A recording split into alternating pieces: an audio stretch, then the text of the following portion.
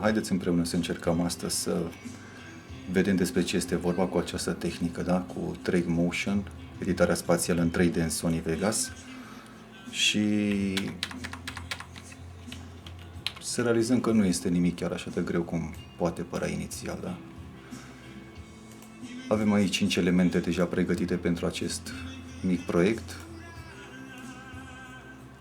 În cazul de față vom lucra doar cu fotografii, dar bineînțeles că fiecare în particular poate lucra cu video, cu titlul, cu ce dorește fiecare și să nu uităm atunci când lucrăm cu fotografii că este bine totuși să activăm opțiunea Reduce Interlace Flicker, mai ales atunci când vom da mișcare pozei respective. Și primul lucru care o să-l facem o să fie să trecem fiecare track în parte în modul de compoziție 3D. Deci așa o să facem succint de la primul până la acesta, la ultimul.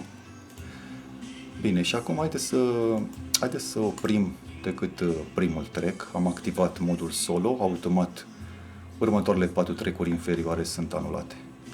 Și să intrăm la Track Motion, se deschide această fereastră, acest grafic unde,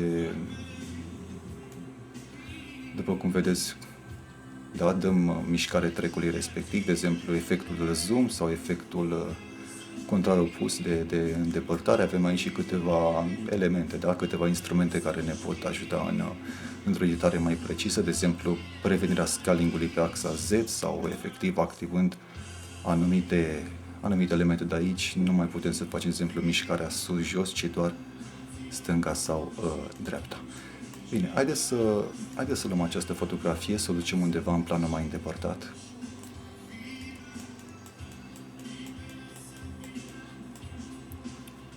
Ok. Haideți să spunem că o lăsăm aici. Este bine. Activăm și al doilea track. Intrăm din nou în Track Motion și în mare facem același lucru, îndepărtăm fotografia respectivă. Să nu pierdem acest element, pentru că după aceea îl căutăm de ochi. O să lăsăm undeva pe aici. Activăm și al treilea track, intrând de asemenea în Track Motion. Pare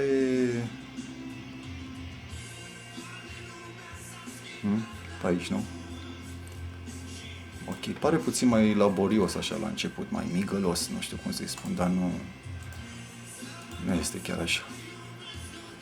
Track Motion este o tehnică care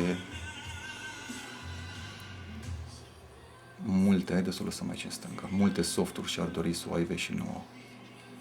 Eu o consider cea mai sau una dintre cele mai simpatice chestii și cele mai profesionale care s-a incorporat în softul Sony Vegas, printre multe altele. Pe parcurs m-am convins de acest lucru. Bun. Lăsăm și acest element aici, da? Bun, am dat-o în poziția pe care ne-am dorit-o, da? Acestor 5 elemente și haideți acum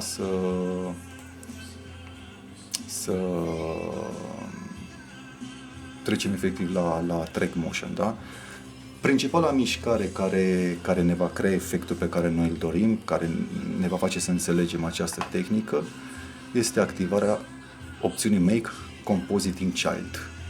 Avem Compositing Child, după cum vedeți, și Compositing Parent. Noi o să trecem cele 4 track-uri inferioare în modul Child, da? Acesta va rămâne ca Parent. Și observăm că s-au format aici două noi elemente, da? Parent Composite Mode și Parent Motion. Bine, o să trecem și acest nou Composite Parent în modul 3D, intrăm la Parent Motion și în mare, bine, observăm că s-a deschis o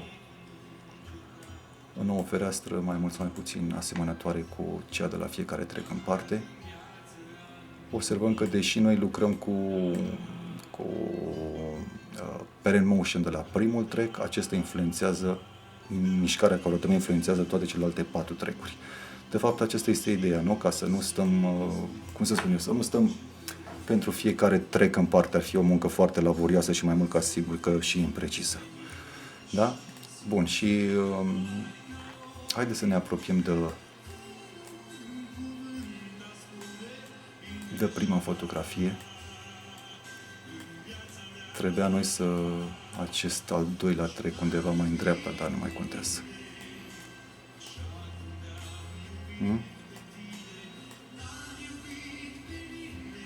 Ok. Haideți să zicem că acesta va fi, de aici vom pleca, da? Lăsăm, nu știu, cam 5 secunde, da? Și încercăm să creăm a doua mișcare.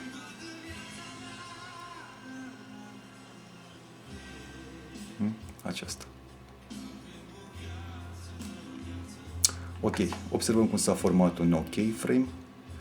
Haideți să activăm aici modul smoothness, da? Să-l punem la 100 pentru a avea o trecere de la un keyframe la altul mai fluidă, da? De asemenea, keyframe-urile, observăm aici linear, în modul liniar, da? Sunt încă 5 moduri, da? Hold, slow, fast, smooth și sharp, da? O să explicăm după aceea fiecare în mare ce presupune. Bun, haideți să creăm a treia mișcare, undeva pe aici, da?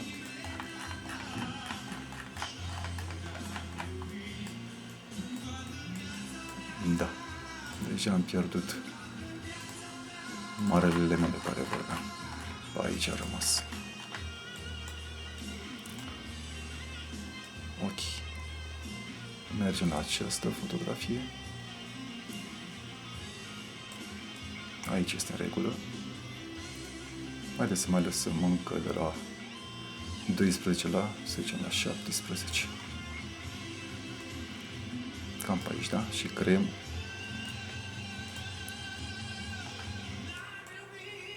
am un mouse foarte, foarte nenorocit. Creăm a patra mișcare. Undeva aici e bine. Mai lăsăm încă 15 secunde aproximativ. Și a cincea mișcare. Bun. Și haideți totuși la final, de la 21 la cât? La 27, să zicem. Haideți să creăm așa un plan mai general, da? Ne îndepărtăm de cele 5 fotografii, da?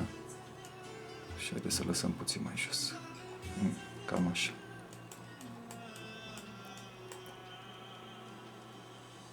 Joder. Bun. Haideți să vedem noi ce am făcut aici. Deci prima poză, a doua poză, urmează a treia mișcare, da? Observați și keyframe-urile aici, nu? Efectiv, rularea lor, da? Urmează a patra poză, a cincea și deja planul general de la sfârșit. Se pare că avem vecinii nobri în lucrări. Bine, haideți să luăm, nu știu ce să spun, să luăm și un sol. Haideți să punem și un sol.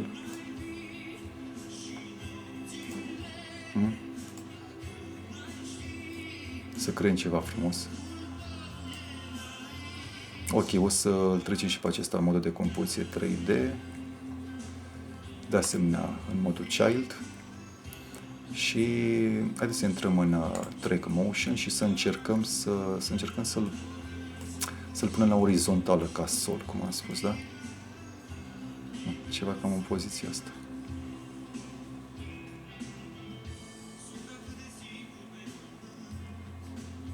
Cam așa.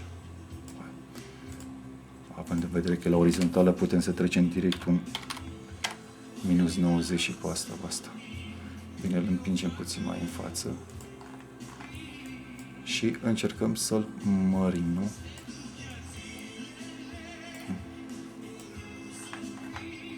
Cam așa.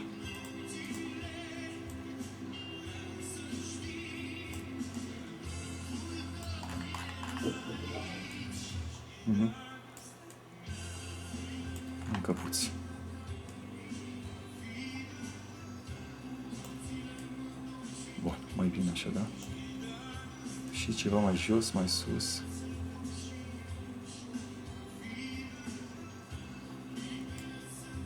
Cam așa, nu? Haideți că am făcut aici un nou keyframe. Îl ștergem pe acesta și îl lăsăm pe ăsta. Ia, haideți să vedem acum. Ce mouse. Da, este bine.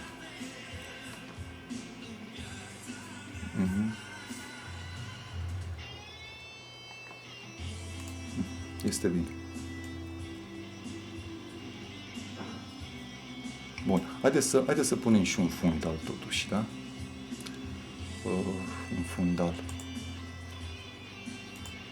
Haideți să luăm pe acesta.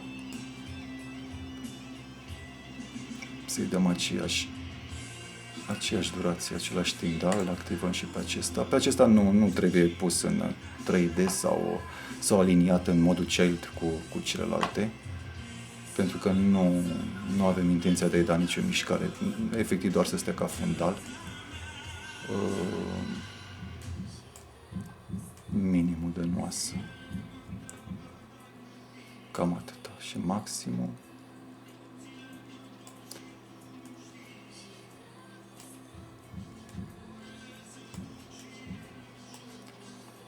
Maximul cam atâta. Și să punem așa într-un albastru. Haideți să-i dăm și o animație.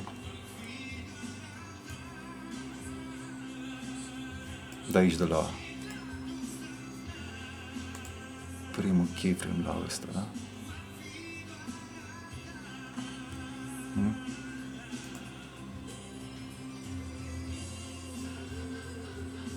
Bun, ia să vedem.